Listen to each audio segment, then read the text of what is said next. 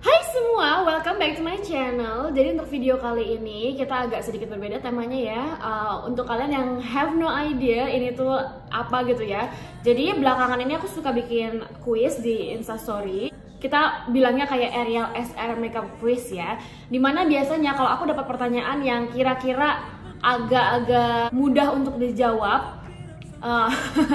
Jadi misalnya ada orang yang ketemu kasus yang dia akhirnya bingung nanganinnya gimana, dan sebenarnya aku udah sering jelasin ya konsepnya gimana, cara menanganinya gimana. Jadi pertanyaan-pertanyaan ini biasanya aku taruh di story untuk audiens lainnya yang mungkin sudah lebih rajin untuk kayak memperdalam ilmu gitu ya. Dengan tujuan supaya aku bisa ngetes nih kira-kira kemampuan kalian untuk menganalisa atau memahami ilmu itu sudah sejauh apa. Dan tentu saja dengan reward ya, jadi biasanya ada kayak sedikit giveaway. Untuk Ariel SR Makeup Quiz yang ketiga nih agak cukup padat ya materinya. Jadi setelah aku kayak memutuskan kita bikin quiz, aku bahkan minta para peserta untuk submit jawabannya itu lewat WhatsApp atau lewat email, karena memang jawabannya itu agak panjang gitu ya. Dan sekarang setelah aku kayak sudah membaca sekitar 40 sekian submission, aku memutuskan untuk kayak sekalian bikin penjelasannya itu lewat YouTube video. Karena kalau misalnya lewat IGTV kemungkinan besar takutnya kayak nggak cukup waktunya ya kalau cuma 15 menit di durasi IGTV. So anyway, aku juga berusaha memadatkan nih penjelasannya supaya nggak terlalu panjang. Oke, jadi kasusnya itu ada makeup artist yang ketemu klien yang kulitnya perawatan. Nah, setelah dia dapat kulit perawatan, pertamanya nih dia langsung cobain pakai produk skin prepnya tuh cuma kayak Wardah Hydrating Booster, yang mana kalau kalian sering perhatikan materi aku sudah sering jelaskan Wardah Hydrating Booster adalah form skin preparation yang kita bilang bentuknya kayak essence, jadi dia cair, ringan, tanpa ada minyaknya, dan mudah diresap sama kulit, dan diikuti dengan primer Rimmel Perfect and Fix ya, kalau nggak salah. Dia cuma bilang kemasan putih tulisan biru, jadi aku asumsikan pas aku cari tuh yang primer jenis itu adalah si Perfect Fix something gitu ya namanya. Terus pas dipakai mixing foundation gagal. Nah setelah dipakai mixing foundation gagal, dibersihkan sama dia dengan micellar water. Aku juga tanya micellar waternya pakai apa. Dia bilang cuma micellar water yang standar, bukannya ada oil based makeup remover di dalamnya. Lalu dipakein lagi skin preparation Wardah Hydrating Booster dan diganti produk keduanya yaitu Embryolisse. Setelah itu dipakaikan foundation baru nempel ya, sudah bisa nempel. Masalahnya setelah di set dengan bedak tabu dan segala macam, itu begitu kena air mata, nangis, foundationnya pecah, luntur ya, rusak, bener-bener kayak pecah-pecah. Dan pas aku dikasih foto hasil yang kayak rusaknya, aku ngeliat nggak cuma bagian air matanya yang terbelah, tapi bagian hidung dan bagian dahi juga banyak yang kayak mecah-mecah foundationnya ya. Jadi ini bukan cuma karena kena air ya.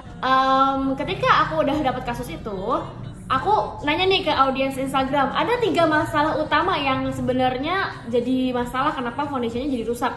Nah tugasnya audiens adalah, kalau misalnya kalian mau ikut gitu ya, tugasnya mereka ini yang mau ikut giveaway adalah menemukan ini 3 masalahnya apa dan cara menjelaskannya gimana ya. Untuk mixingan foundation ya, aku tanya ke dia tuh pakai apa, dan dia bilang pakai mixingan cream foundation Wardah ya, yang Everyday Luminous Creamy Foundation. Light Feel Extra Cover nggak ada bedanya ya, silahkan dipakai aja yang manapun. Terus dia campur dengan si Wardah eksklusif sebagai pengental dan si Makeover Weightless Power Stay Weightless sebagai pengencer. Kalau misalnya di sini kalian itu penonton yang belum tahu ya urutan skin preparation seperti apa, foundation itu mixingnya seperti apa, cara aplikasi seperti apa, aku nggak akan jelaskan di sini. Kalian bisa langsung klik foundation yang lain, video yang lain ya. Cek di video YouTube-nya online kelas nih, materi online kelas gitu ya. Aku di situ udah ngejelasin, ngejabarin secara detail mengenai teorinya skin preparation, mixing foundation and application, dan setting powder gitu ya. Anyway, dari sekian banyak submission jawaban yang aku terima ya, memang kayak aku tahu nih kalian tuh pasti paham masalahnya di mana, tapi kalian belum bisa menjelaskan secara rinci atau secara kayak mudah diterima oleh akal logikanya orang gitu ya. Jadi versi singkatnya, 3 masalah utama yang menyebabkan complexion dia itu hancur atau gagal total adalah nomor 1, kulitnya perawatan ya. Jadi dari sekian banyak jawaban, hanya segerintil orang yang bener-bener kayak langsung mengadres masalahnya tuh di kulit perawatan. Banyak yang langsung nembak karena pakai Embryolisse, karena nggak bersihin wajah, karena nggak pakai hydrating yang cukup, nggak pakai setting powder yang cukup. Tapi masalah utamanya si kulit perawatannya tuh kalian nggak address, kalian nggak cantumkan. Aku yakin kalian tuh paham, ya itu karena kulit perawatan, nggak usah disebutin kali kenapa jadi rusak gitu kan. Tapi kalian tetap harus bisa mencantumkan ini, masalah utama itu kulitnya perawatan. Nah setelah kulitnya perawatan, masalah kedua adalah dia tidak membersihkan tahap yang pertama secara bersih ya. Nanti aku akan jelaskan juga urutannya. Dan yang ketiga itu yang bikin masih salah juga setelah dia udah ngulangin adalah karena dia memakaikan produk skin preparation yang mengandung banyak minyak, yaitu Embryolisse. Kenapa aku minta 3 ini ya? Kenapa bukan kayak mixingan foundationnya? Kenapa bukan kayak setting powdernya? Karena dari pertama ya, kalau kliennya itu bukan kulit perawatan, ini tahap 2 dan 3 nggak akan jadi masalah. Nggak akan terjadi dia proses kayak ngulangin skin preparation dan foundation. Jadi kalau kulitnya tidak perawatan ya, misalnya dia cuma oily skin, dikasih Embryolisse pasti masih bisa nempel ke make up. Cuma dalam sejam itu pasti gampang luntur. Nah jadi ini ya, kalau kalian ketemu kasus ini, yang harus kalian jelaskan dulu adalah main permasalahannya itu adalah kulit perawatan. Karena masing-masing orang kalau dia nggak tahu nih cara nanganin kulit perawatan gimana, itu stepnya nanti akan kacau semua. Oke, nah jadi poin utama yang aku pengen kalian bisa pahami adalah kalau kulit perawatan kita harus melakukan tekniknya seperti apa, memperlakukan kulit ini seperti apa. Nah di sini aku nggak bisa jelaskan secara rinci dari segi anatomisnya, dari segi chemical reasonnya, dari segi kayak dermatologisnya ya, karena aku bukan dokter, aku bukan ahli kimia, aku bukan farmasi yang bisa menjelaskan secara rinci. Jadi kalau misalnya di sini ada orang yang lebih pintar, lebih paham dan lebih tahu dari kayak sistem kerjanya tuh gimana ya, dan ngerasa kayak penjelasan aku nih kurang lengkap, feel free untuk membantu ya menjelaskan atau meralat yang aku akan sampaikan ini. Tapi dari segi makeup artisnya, dari segi yang pengalaman aku ya, ibaratnya ini kayak nyari-nyari sendirilah gitu. Kalau kita dealing with klien yang kulit itu sedang dalam perawatan ya, kemungkinan besar memang ada 2 fase kan, antara dia lagi peeling ya, dan lagi pada tahapan proses yang mengelupas tuh kulitnya, atau proses healing. Jadi setelah peeling diperbaiki dulu nih kulitnya dengan si krim dokter yang dipakai di maintenance selama beberapa minggu atau beberapa bulan gitu.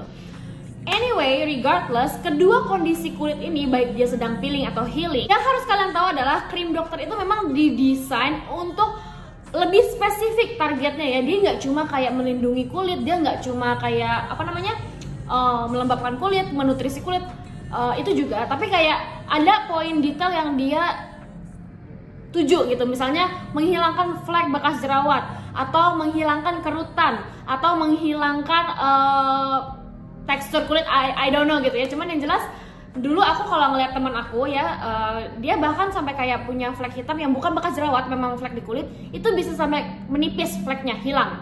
Nah artinya dalam proses penghilangan skin problem ini ya, entah itu jerawat, entah itu bekas jerawat, entah itu kayak dark spot, dalam proses ini krimnya itu bener-bener kayak bikin sampai dia tuh apa ya, yang jelas kalau dengan krim dokter itu tuh anggap aja kulitnya kayak dipaksa untuk ngebuka, dipaksa untuk mengelupas supaya semua lapisan yang kayak ibaratnya kayak kotor ya yang ada di atas itu tuh kayak hilang, dan muncul lapisan kulit baru yang masih bersih, masih mulus. Oke, nah jadi makanya kalau misalnya kalian lihat krim dokter itu proses peelingnya tuh cepet banget, dalam seminggu atau 2 minggu tuh kelihatan ada kulit yang benar-benar kayak bisa bisa dikelupas gitu ya.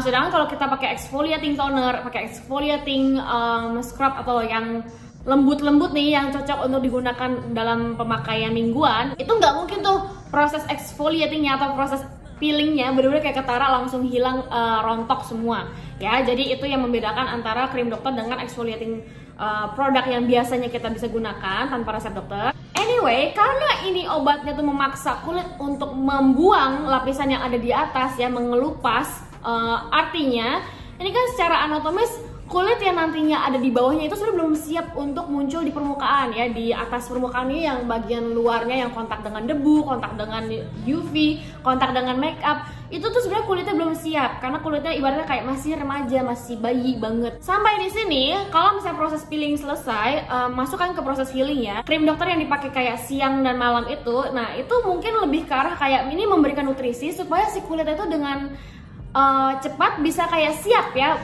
berada di atas permukaan kulit. Bahkan kemarin pas aku kayak sempet Google, ada kayak side effectnya kalau kita pakai krim dokter ya dalam proses kayak pengelupasan ini, itu bisa mungkin terjadi nanti kalian bisa melihat semburat pembuluh darah yang akhirnya bener-bener kayak terlihat ya, karena kulitnya saking tipisnya tuh, kulitnya masih tipis, masih remaja, masih bayi.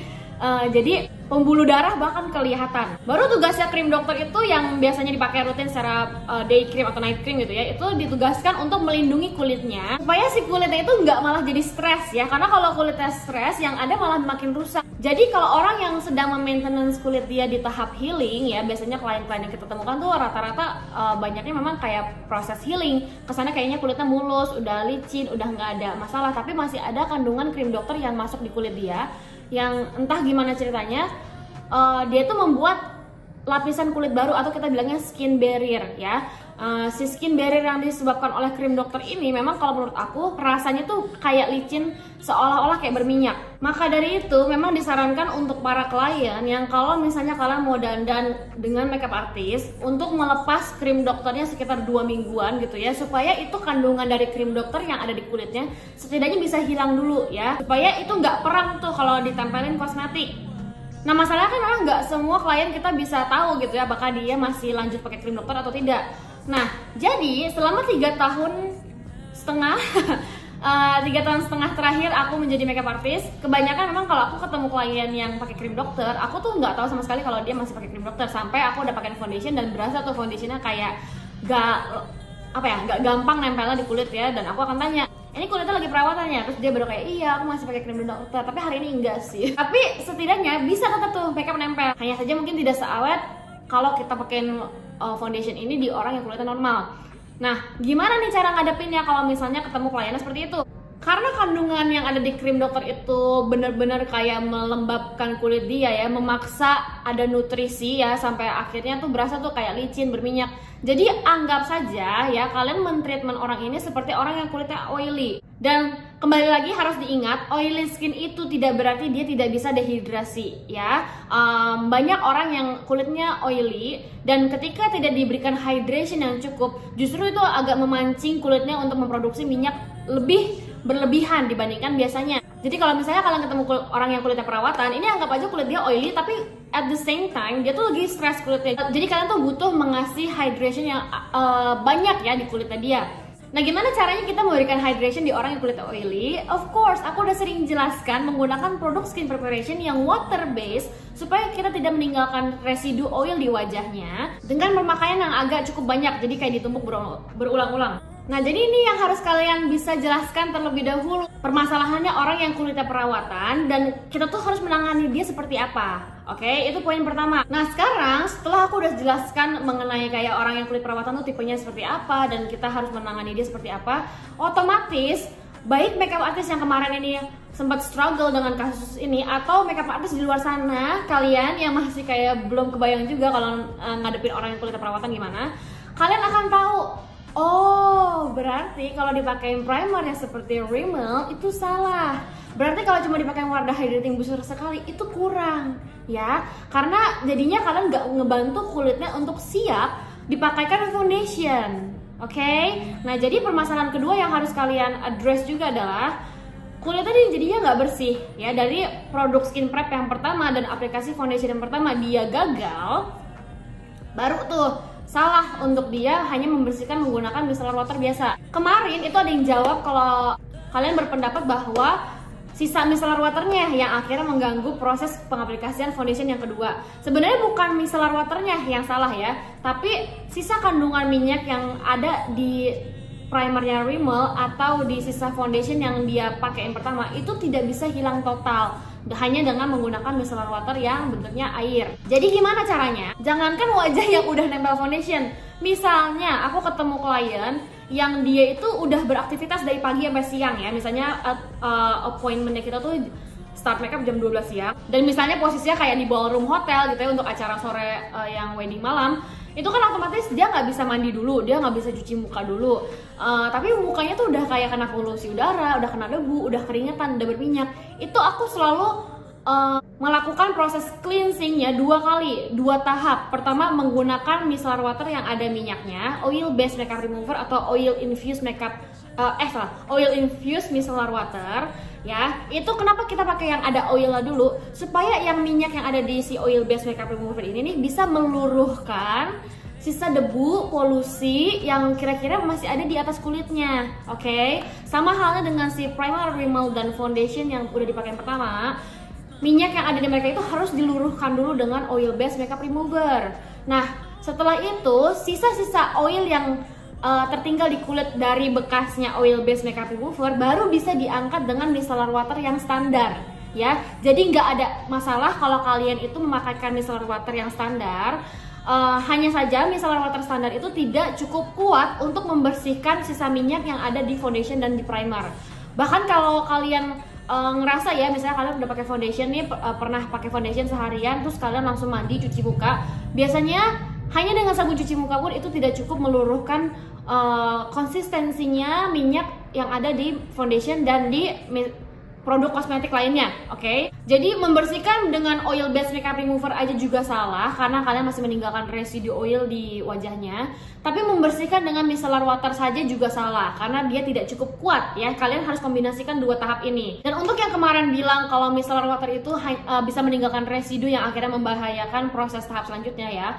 Sepengalaman aku sih nih ya, walaupun aku yakin pasti kalian tuh kalau mau lebih yakin habis pakai micellar water itu harus dicuci dulu wajahnya. Tapi pada kenyataannya kalau kalian praktek, kalian nggak bisa seidealis itu untuk minta abis pakai micellar water kliennya harus cuci muka ya. Yang seperti aku jelaskan, kalau dia di ballroom hotel yang dia nggak nyewa kamar, gimana dia mau cuci muka? Kalau dia nggak punya sabun cuci muka, gimana dia mau cuci mukanya dia ya? Jadi kita nggak boleh kayak menyalahkan situasi kliennya juga. Jadi kalau menurut aku sebenarnya si micellar water yang standar itu nggak apa-apa kok kalau dipakein tanpa dibilas. Oke, ini juga kenapa makanya micellar water itu tidak digunakan sebagai skin preparation yang memberikan hydration karena dia itu sebenarnya nggak ninggalin efek apa-apa di kulit.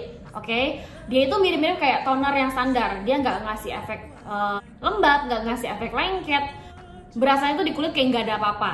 Oke, cuman kalau kalian mau lebih yakin lagi, kalau misalnya kalian nggak suka nih dengan hasilnya micellar water, setelah micellar water yang standar, kalian bisa lanjutkan dengan menggunakan toner yang biasa ya. Toner yang biasa itu yang bukan hydrating toner. Misalnya nih kayak aku punya toner dari ini ya, brandnya tuh By Face kalau aku nggak salah pronounce. Ini yang untuk oily skin ya, yang warnanya botol ungu ini kalau nggak salah di Watson harganya tuh waktu aku beli sekitar 70 ribuan. Agak cukup gede ya, ini gede banget ini perbandingannya kalau botol toner yang standar. Anyway, si toner By Face ini pas aku cobain di diri aku sendiri, dia itu hasilnya keset banget di wajah ya. Jadi mau dipakai 7 kali pun ini nggak akan bisa ngasih efek lengket di kulit karena dia prinsip itu bukan hydrating toner. Dia hanya berfungsi untuk kayak menetralkan kondisi kulit. Jadi kalau misalnya kalian di sini kayak cemas kalau misalnya pakai micellar water standar itu takutnya kayak berpengaruh di hasil aplikasi foundation atau yang lainnya, kalian bisa standby menggunakan toner yang memang untuk oily skin supaya ini bisa menetralkan kondisi kulitnya ya, untuk menghilangkan sisa-sisa residu si micellar waternya. Tapi menurut aku micellar water standar itu tidak ngasih efek separah itu ya, serusak itu. Karena aku pribadi pun kalau make upin orang, aku masih sering ngebersihin muka mereka dengan micellar water standar, dan foundation dan complexion aku pakaikan setelahnya itu masih aman juga ya. Jadi poin utama dari kedua ini bukan karena dia menggunakan micellar water tanpa dibilas, tapi dia itu tidak menggunakan 2 tahap pembersihan ya. Si oil based makeup remover baru diikuti dibilas dengan micellar water. Nah, poin ketiganya, kenapa ini akhirnya jadi masalah yang masih fatal ya?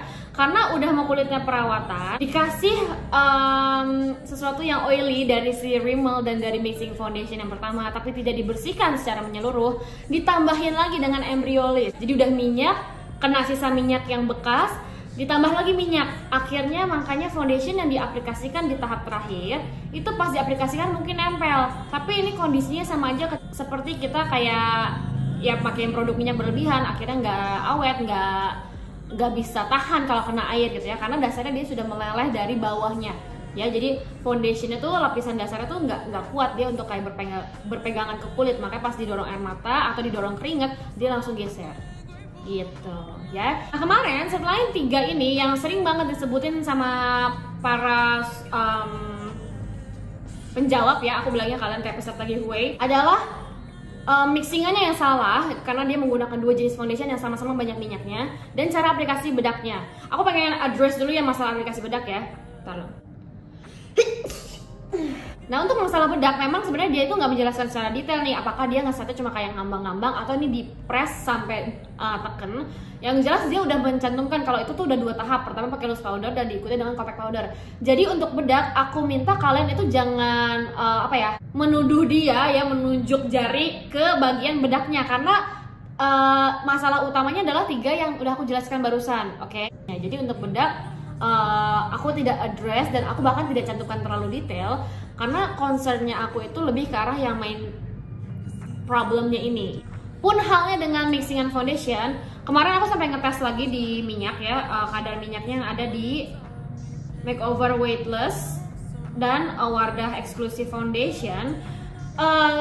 Sebenarnya memang Exclusive Foundation ini bukan foundation yang mengandung sedikit minyak juga sih ya, tapi sejujurnya kalau misalnya kulitnya tidak perawatan, ini ya kata kuncinya adalah kalau misalnya kulitnya tidak perawatan, sebenarnya mixingan 3 jenis ini ya, sebenarnya tiga jenis mixingan ini tuh masih bisa nempel ke kulit dan gak segampang itu lunturnya di wajah. Dulu sebelum aku kayak mendiscover cara menentukan oil itu dengan kayak oil comparison chart, jujur ini adalah mixingan aku ya. Bahkan kalau kalian buka story highlights aku tuh yang mixing foundation, slide pertamanya itu justru kayak question box dimana orangnya nanya kan tips mixing foundation gimana, dan aku jelas-jelas mencantumkan video klip IGTV dimana aku pakai racikan ini. Wardah Cream sebagai cream foundation, Wardah Eksklusif sebagai pengental, dan Makeover Weightless sebagai pengencer. Sejujurnya memang setelah aku mendiscover ternyata eksklusif itu banyak minyaknya ya, aku nggak pernah pakai racikan 3 jenis ini lagi. Tapi kalau misalnya kondisi kulitnya normal dan skin preparationnya itu sudah oke ya, waktu itu di model aku itu nggak ada masalah. Jadi intinya aku nggak rekomendasikan kalian untuk menggunakan mixingan ini kalau kalian mau makeupnya awet seharian ya, yang benar-benar kayak nggak ada minyak sama sekali. Tapi mixingan ini sebenarnya nggak terlalu kayak bikin efek fatal kalau 3 poin utama tadi dia udah bisa menangani dengan benar ya. Kalau tadi dia ngebersihin secara detail dan secara menyeluruh gitu ya, sampai sisa minyaknya residunya hilang total, sebenarnya mungkin nggak apa-apa dipakein 3 mixingan ini kalau kepepet. Kalau misalnya dia menggunakan skin preparation yang betul ya, digunakan face mist atau toner, essence atau serum yang bentuknya kayak water base yang tidak meninggalkan oil secara menyeluruh bertahap sampai benar-benar kulitnya lembab, terus tidak diberikan embryolis, mungkin masih bisa terselamatkan menggunakan 3 jenis foundation ini ya. Satu poin terakhir yang aku juga sering ditanyain selain kulit perawatan adalah perlukah kita pakai sunscreen ya? Jadi orang yang pakai sunscreen gimana kalau misalnya mau pakai makeup? Ya sebenarnya jawabannya kalian sudah bisa jawab sendiri. Kalau misalnya kita udah berbicara tentang makeup yang awet seharian, ya pilihannya 2, mana yang kalian mau prioritaskan? Kalian mau melindungi kulit kalian menggunakan sunscreen dengan cara yang betul gitu ya, menyeluruh 2 jari, dipakaikan secara tebal di bagian wajah, atau kalian fokus untuk pengen makeupnya hari itu awet?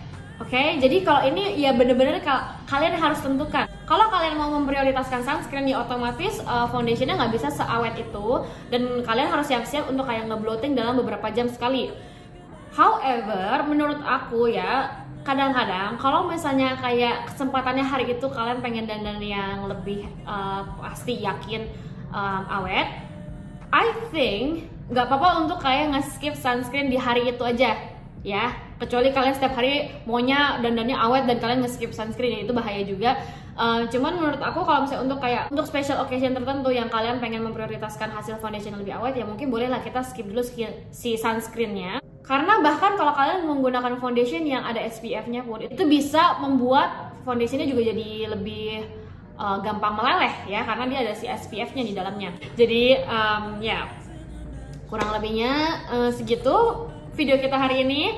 I hope you guys enjoy this video. If you do, please make sure to give this video a thumbs up. Share ke teman kalian yang kira-kira membutuhkan education mengenai kulit perawatan. Again, at the end of the day, gak bisa tuh ya kulit yang perawatan itu hasilnya sempurna ya, yang benar-benar aman, benar-benar kayak gak luntur sama sekali. Pasti dia lebih gampang melting, tapi at least untuk bisa membuat makeupnya itu lebih mudah nempel ke kulit, itu poin-poin yang aku bisa cantumkan adalah dari segi ini semua. Okay, thank you so much for watching and I'll see you guys in the next one. Bye guys!